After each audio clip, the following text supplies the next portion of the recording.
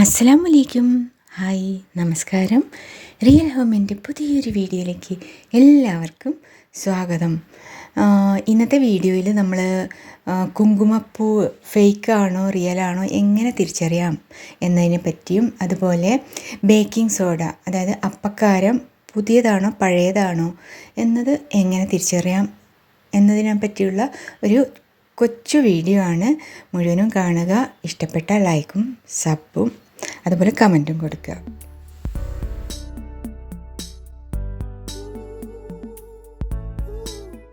നമുക്ക് പലപ്പോഴും ചതിവ് പറ്റാറുണ്ട്. ഒറിജിനലാണോ ഫേക്കാണോ നമുക്ക് തിരിച്ചറിയാൻ പറ്റില്ല. നമ്മളത് ഭക്ഷണത്തിലും സ്വീറ്റ്സിലും ഒക്കെ ഇട്ട് നമ്മൾ കഴിക്കാറുണ്ട്.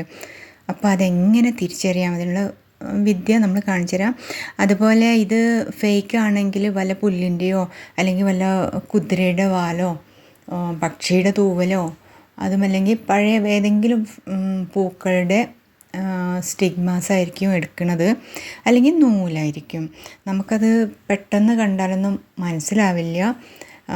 അതിന് നമ്മളൊരു വെള്ളത്തിലിട്ടിട്ട് നോക്കേണ്ടതായിട്ട് വരും. കണ്ടില്ല, ഇങ്ങനെ ഈ കുതിരയുടെയോ മറ്റു വല്ലതും ആയിരിക്കും നമ്മൾ ഉപയോഗിച്ചുകൊണ്ടിരിക്കുന്നത്.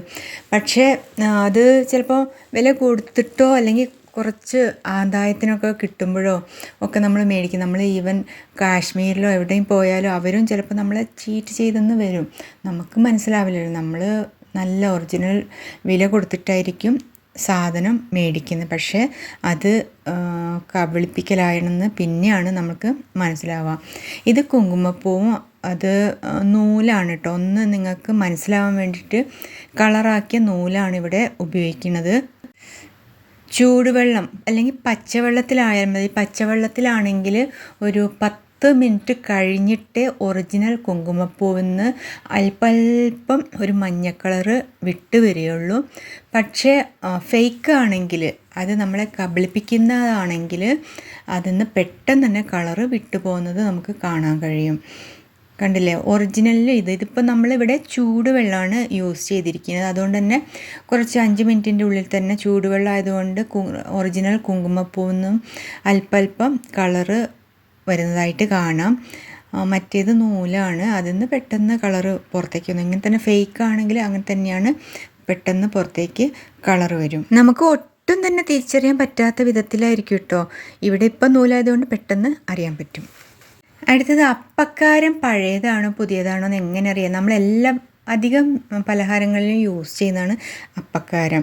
അപ്പക്കാരത്തിന് 18 മാസം വരെ അങ്ങനെ തന്നെ നിൽക്കാൻ കഴിയും. പക്ഷേ അത് പാക്കറ്റ് ഓപ്പൺ ചെയ്തതാണെങ്കിൽ ഒരു 5-6 മാസത്തിൻ്റെ ഉള്ളിൽ അത് പഴകും. അപ്പോൾ നമുക്ക് കുറച്ച് വിനീഗർ, അതായത് വിനാഗിരിയോ സുർക്ക അല്ലെങ്കിൽ അല്പം നാരങ്ങ നീര് ഒഴിച്ചാൽ ഇങ്ങനെ അങ്ങോട്ട് പതഞ്ഞങ്ങോട്ട് പൊന്തി വരും. അത് ഫ്രഷാണ്. പതയാതെ ചുമ്മാ ഒന്നും അനങ്ങാതെ അല്ലെങ്കിൽ അല്പം ഒന്ന് കുമിള വന്നിട്ട് നിൽക്കുകയാണെങ്കിൽ, ഇങ്ങനെ നിൽക്കുകയാണെങ്കിൽ ഇത് പഴയതാണെന്ന് നമുക്ക് തിരിച്ചറിയാൻ പറ്റും. അപ്പോൾ ഇന്നത്തെ വീഡിയോ ഈ 2 കാര്യങ്ങളാണ് കാണിച്ചത്. ഇഷ്ടപ്പെട്ട ലൈക്കും സബും അതുപോലെ കമൻസ് കൊടുക്കാൻ മറക്കരുത് കേട്ടോ. അടുത്തൊരു നല്ലൊരു വീഡിയോ വരേക്കും. അസ്സലാമലൈക്കും, നമസ്കാരം, bye. Thank you for watching my video.